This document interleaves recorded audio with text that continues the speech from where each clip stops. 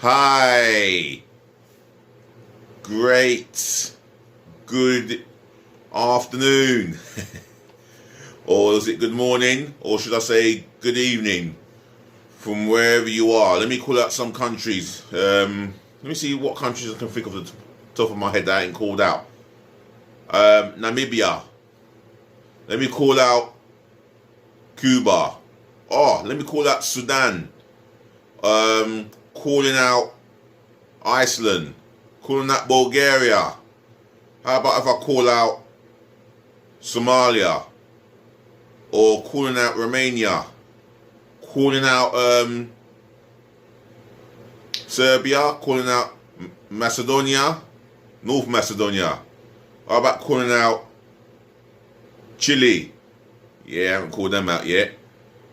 Calling out Venezuela, calling out Ecuador, calling out Antigua, calling out Guyana, calling out Ghana. Yeah, party time. Calling out Germany, calling out Holland. I'm calling them all out here. I'm calling as many countries as you can. If you want me to call out your country, yeah, all you have to do is message me in my comment section below before I start my context, my Arsenal review and previews, my Arsenal previews and reviews, and even my DLG Reppin's daily transfer news. If you want me to call out your country, leave it in the bottom place. Let me call it a couple of more. Argentina, Mexico, one more, United States of America. Yeah. Feel good now? Alright, Northern Ireland. Calling out Northern Ireland. Anyway, this is your host, your guy himself, DLG Reppin. For those of you that are watching for the first time and you would like to know what DLG stands for, Dele London Guna. Reppin, Romeo Echo Papa Papa Papa. Romeo Echo Papa Papa Indigo November. Remember the name for my new viewers. My old viewers, you should know me by now. You know how it goes. Right. I'm bringing you Arsenal v Newcastle United FA Cup third round tie. This is the defence of our trophy. Our trophy, or as the King of Kings of the FA Cup. That's us, the Arsenal. And we're taking on Newcastle at home. Nice home draw. I feel that we will be favourites, and I can tell you I'm going with a 4-2-3-1. That winning formation at the moment. Simple as. I'm gonna make it. Yeah. I'm gonna string some few changes, and I'm gonna have some couple of big names on the bench, because I'm thinking Crystal Palace at home is gonna be possibly equally as important as Newcastle at home, because we are defending the FA Cup the trophy, the best and the oldest cup competition in the planet. Yeah, remember that. Yeah, for all you idiotics, biased non-football fans who disrespect that cup, put some respect on that name. Most of you that have disrespect that cup, it's been around before maybe your great grandparents were thought of. So put some respect in that. Put some respect on the name, should I say? Yeah, understand. Right. Arsenal v Newcastle preview. I can't remember the last time we played Newcastle in a cup game. The FA Cup final, 1998. Yes, happy, glorious memories.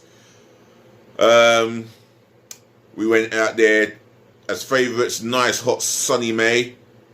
Nicholas Anelka, Bergkamp, Overmars, Parla, Adams, Keown, Seaman in goal. Solid spine as a rock, and we did the business. Mark Overmars breezing past the defender, gets a left-footed shot away, 1-0, and we started off brightly, I believe.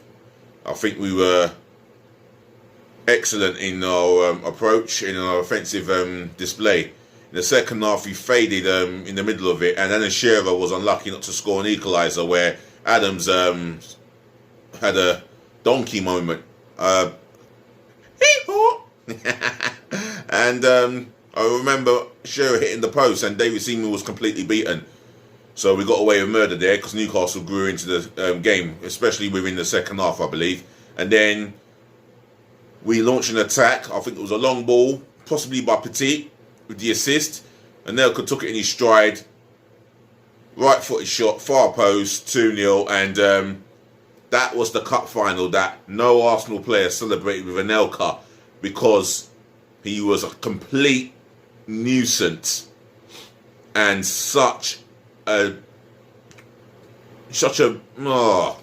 pain in the arse. Yeah, problem maker. But what a talented footballer he was. Shame he was advised by the wrong agents that he could have ever selected in his football career. But that was then. This is now. And I'm looking forward to the game. Right now, we talk about Arsenal v Newcastle. We haven't played them in the league as yet, but we will do in the next few days. So, you know, all is to play for. I'm going to be picking my strongest. I'm going to be picking possibly the strongest 11. And I've made a decision in goal, and this is not going to be easy, but I've decided to go with Alex Runarsson. Now he's got to have another opportunity to show us what he really is made of. I feel that there is a good goalkeeper in him, but he had a bad night against Man City. That should be all forgiven now, especially if he performs wonders tomorrow. So Mr. Runarsson starts in goal. My right back, this is where I'm going to switch up the defence a bit. Cedric Suarez, hands down. For me, he starts this game. So he's always solid when called upon, always reliable as they come. All round steady. And offensively, he contributes as much as he can. So I'm going to go with Cedric Suarez. The centre half pairing, I'm going to start with Callum Chambers. Callum Chambers, I think he deserves a opportunity to state why he should get into the team, possibly alongside Gabriel Magalhaes. But I'm not going to go with Gabriel Magalhaes, because alongside Callum Chambers, I'm going to go with Pablo Mari. He needs the games. He's performed well, and he's starting to settle into the English Premier League, as well as playing up for Arsenal. So all in all, he has been excellent. So Marie alongside Chambers. My left back, I'm going to have to go with Ainsley Maitland-Niles, and this is why I say I need an understudy left back for Kieran Tierney. But Maitland-Niles doesn't mind going in there, and I don't mind him going in there, but I prefer an understudy. Or someone in the academy. There must be someone in the academy that can be a terrific understudy for Kieran Tierney. Ty, I'll call you out again. If there's a left back in the under 18s to the under 23s that can be the understudy to Kieran Tierney, give me his name. Arsenal fans, I'd expect some of you who watch the under 21s or 18s or 23s, you know what I'm saying. Give us a shout, in my comment section below. I'm going to go with Ainsley Maitland-Niles, and that's the back four sorted. Right, the midfield two. I believe Partey is deemed fit, and I'm going to start him in this game, but I would not want to see him do the 90 minutes. But I'm going to start him in this game, simply just to get up to date with his fitness. He's going to be a bit rusty. He's nursed a muscle injury, I believe, or whatever it is that he picked up against Tottenham after he was forced into that battle.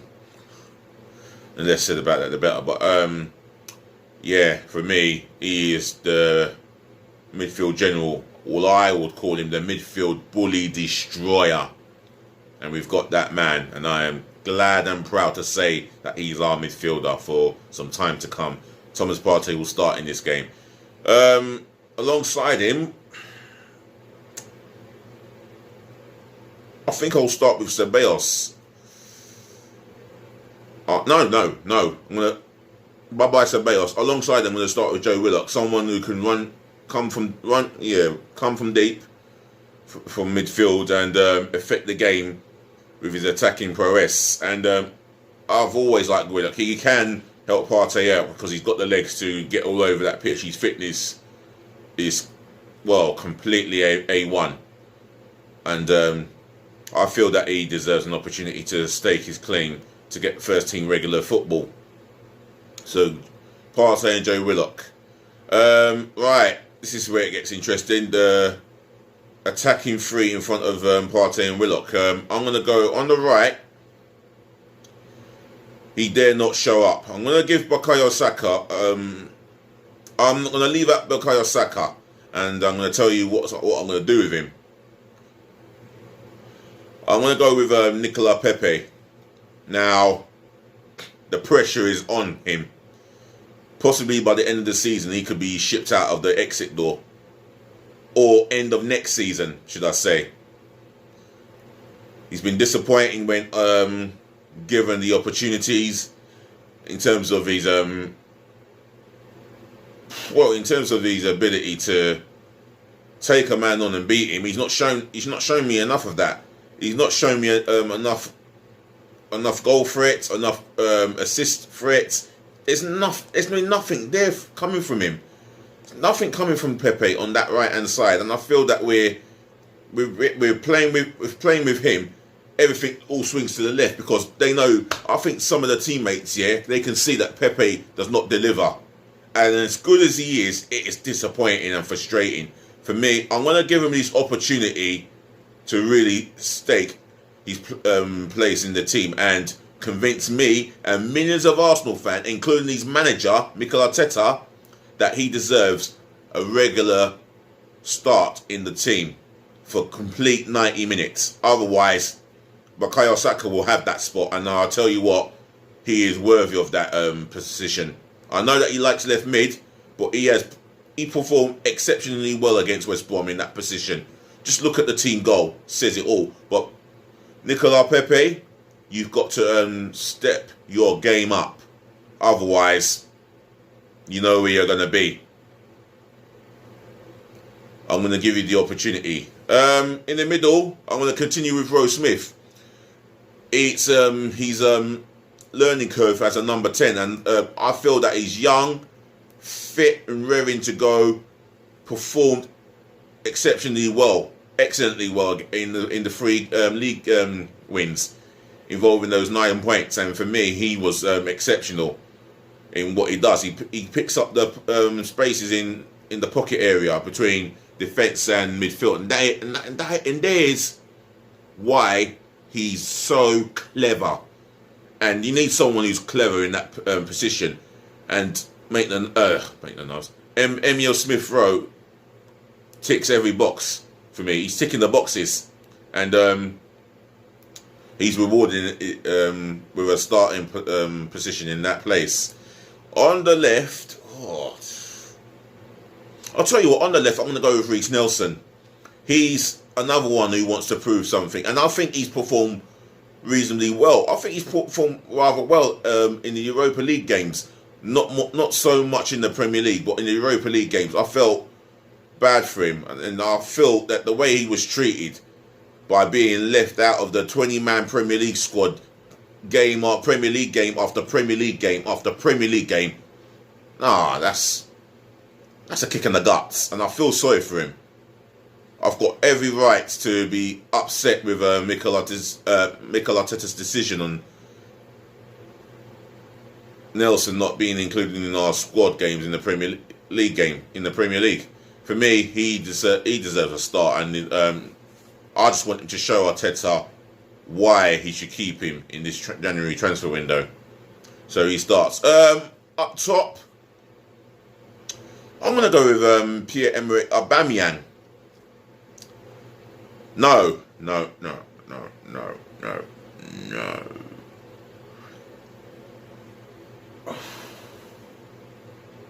I'm actually going to switch it up a bit. I'm going to go with Folarin Balogun.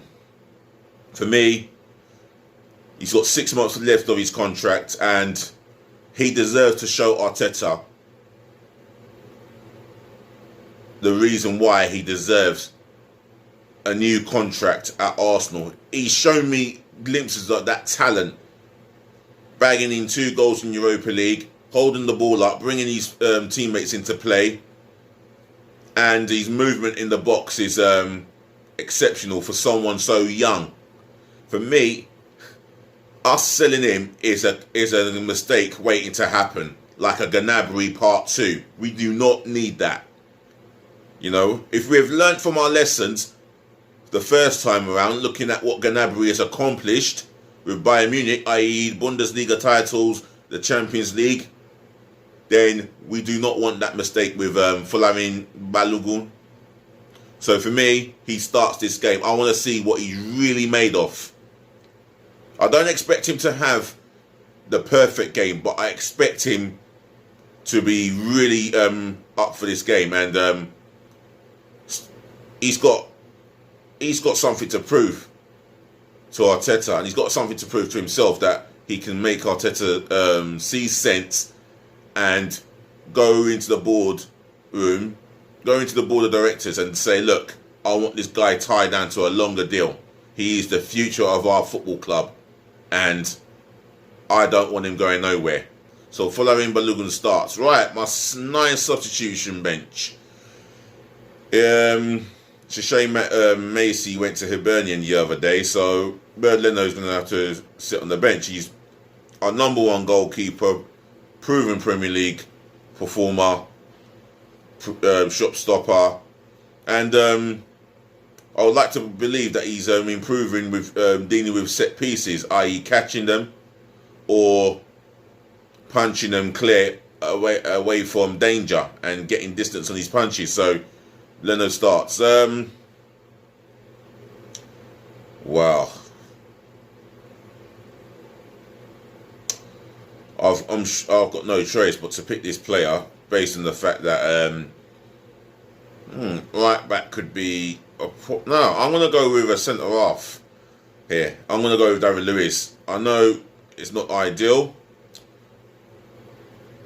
but I think he deserves a place on the bench. He has come on and performed as well as he could, and I want him to continue his performances. So David Luiz ready to come off from the bench. Substitute number 3, Hector Bellerin. Yeah, he's put in a couple of very good performances. Can't complain. He's got involved offensively with the winger, and you know, the way Saka's running the team this year, you know, he's operating on the right. He's got Bellerin. It's like he's given Bellerin the freedom to make those runs into the spaces, and he can thread a ball to him for him to cross. And I feel Pepe should be doing the same, and I think he was doing the same. And I don't feel Pepe feels confident with Bellerin. But you know what? He ain't gonna start Bellerin on the bench. Substitute number 4. Oh, I've got to think carefully about this. Mohamed El-Neni. Just for the simple fact of his mobility. Yeah, he keeps the ball tidy and he keeps it simple. So I do like the idea of him being on the bench. Excuse me. Substitute number 5.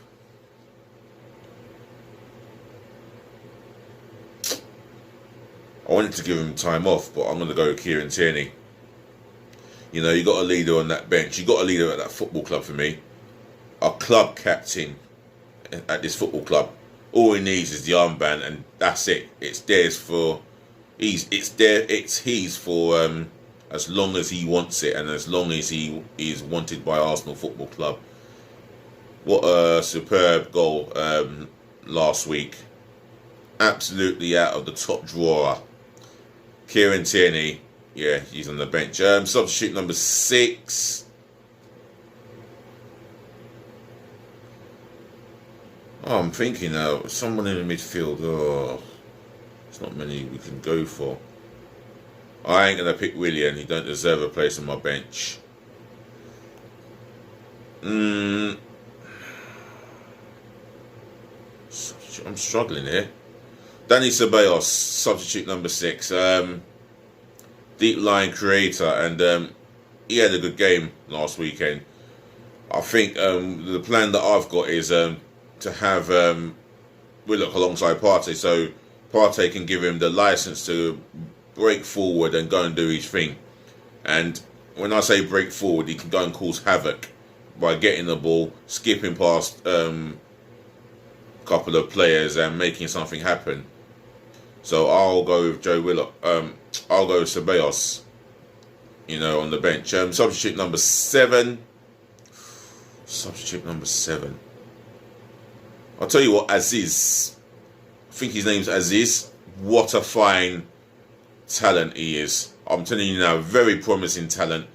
Good on the ball, does not panic. Finds a forward pass to an Arsenal player, whether the red and white shirt or the away shirt. he can see a pass, and I do like this promising prospect. So he's on my bench. Substitute number 8. Oh, this is a tough one here. Substitute number 8. Oh, what could it be?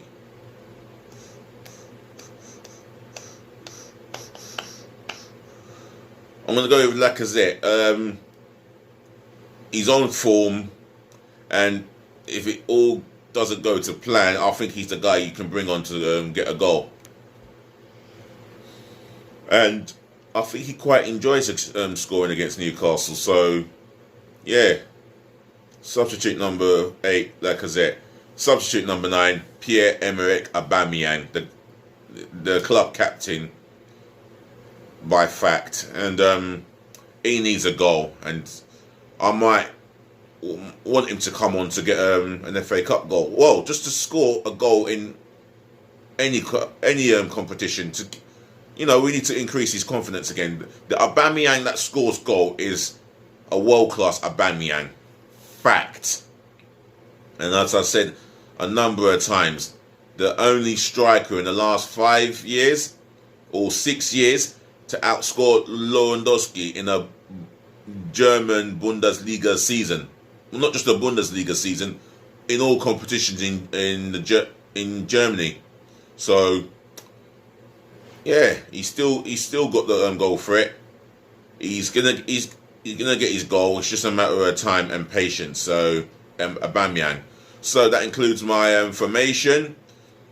That includes my starting 11, and yeah, my formation. I should have said 4-2-3-1.